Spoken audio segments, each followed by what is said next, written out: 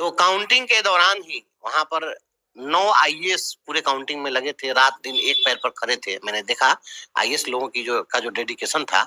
ये सभी पदाधिकारियों को भी मैं धन्यवाद देता हूँ। सभी लोग बहुत बेहतर, बहुत मेहनत किया इन्होंने। रात भर डीएम साहब भी जगे हुए थे, सारे लोग, कमिश्नर साहब, वित्त सचिव थे, लोकेश बाबू, सभी लोग थे। तो डीएम साहब से कुछ अनौपचारिक बातें हो रही थी जब तक काउंटिंग, जब लगभग समापन की स्थिति थी, तो खाली थे, तो डीएम साहब से हमारी बात हो रही थी। तो डीएम साहब को मैंने कहा कि सर, सबसे पहले धरना मैं आप ही के कार्यालय पर दूंगा। अच्छा। तो उन्होंने कहा कि अब जो है आप माननीय हैं और 28 विधानसभा का प्रतिनिधित्व करने जा रहे हैं, तो आप मेरे यहाँ क्यों धरना दीजिएगा। तो मैंने कहा कि मेरी पहचान वहीं से है, पूंजी वहीं से है, तो मैं धरना दूंगा। और धरना जो दूंगा, सबसे पहले मुजफ्फरपुर का डीओ 25 करोड़ से अधिक रुपया लूटा है शिक्षा विभाग में। और ये जो लूट हुई है, तो डीएम साहब ने कहा कि 25 करोड़ की तो योजना भी नहीं चली होगी। मैंने कहा कि आपने शायद समीक्षा नहीं की, आप समीक्षा कर लीजिए। मुझे लगता है कि लगभग 125 करोड़ 150 करोड़ का मामला है और इसमें बड़ी लूट हुई है।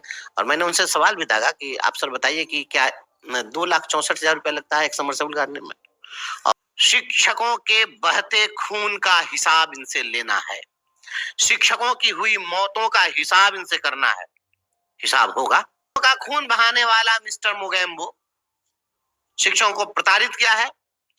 यह शिक्षकों, जितने शिक्षकों की मौत हुई है वह सामान्य मौत नहीं है और प्रताड़ना में हुई मौत है। और यह मौत नहीं है, हत्या है। किसी व्यक्ति को मजबूर कर दिया गया और इसमें लोगों की मौत हुई है। इसलिए हत्यारे को मैं हत्यारा कहूंगा, गलत करने वाले को मैं गलत कहूंगा। अब किसी को अगर इससे दिक्कत होती है तो मैं क्या कर सकता हूँ। उनके आंसू रुलाया है, हिसाब होगा। अभी तो थोड़ा सा पेशेंस रखना होगा, हिसाब होगा। इनकी जो फाइलें हैं, इनकी जो करतूत है, वो फाइलों में पड़ी हैं। हम देखते हैं कितना हम सक्सेस हो पाते हैं, करेंगे। कि किसी के अत्याचार के कारण अगर परिस्थिति ऐसी बन गई जो आपको किसी लाभ के पद पर पहुंचा दे, इसका मतलब यह नहीं है कि जो तानाशाही करने वाले लोग हैं, विपरीत परिस्थिति उत्पन्न करने वाले लोग हैं, अत्याचारी हैं, उनको अप्रिशिएट किया जाए। इन्होंने अत्याचार किया है और उनके अत्याचार का हमने विरोध किया है। मैं शिक्षक था, विधान पार्षद बन जाना, विधान पार्षद का जो पद है वह शिक्षक से बड़ा पद नहीं है। या विधान पार्षद के पद पर लोगों ने इसलिए भेजा है क्योंकि हम लड़े। शिक्षक का पद सबसे ऊंचा है। कहा है, गुरु गोविंद दो खरे काके लागू पाए, बलिहारी गुरु आपनो जिन गोविंद दियो बताए। गुरुओं का स्थान ईश्वर से भी ऊपर है, तो ईश्वर से ऊंचा स्थान विधान पार्षद का तो नहीं ना। इसलिए शिक्षक का पद इस पद से बड़ा है। किसी को भी मुगालते में नहीं रहना चाहिए कि विधान पार्षद का पद कोई बहुत बड़ा पद होता है। मैं शिक्षक के पद पर था, मैं इस सबसे बड़े पद पर था, मेरे लिए वही सबसे अच्छा था।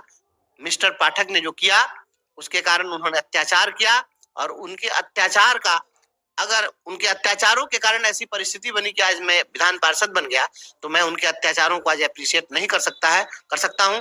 मैं किसी भी सूरत में उनको बधाई नहीं दे सकता। दस्तखत किया गया, हजारों मुहरें फर्जी बनवाई गई हैं और मुहरों को मार करके उस पर एचएम का जाली दस्तखत मार करके पेमेंट किया गया है।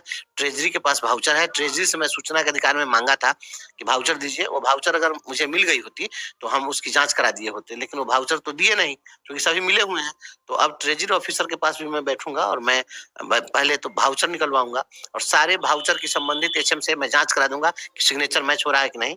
सिग्नेचर जहां जहां मैच नहीं करेगा तो इसके लिए डीओ पर एफआईआर भी कराना है और जो जो इसमें इस रैकेट में शामिल है सभी पर मुकदमा दर्ज कराएंगे, सभी लोगों को सस्पेंड कराएंगे, डिस्चार्ज कराएंगे, जो हो सकता है करेंगे। इन घोटालेबाजों को बख्शेंगे नहीं, किसी सूरत में नहीं बख्शेंगे।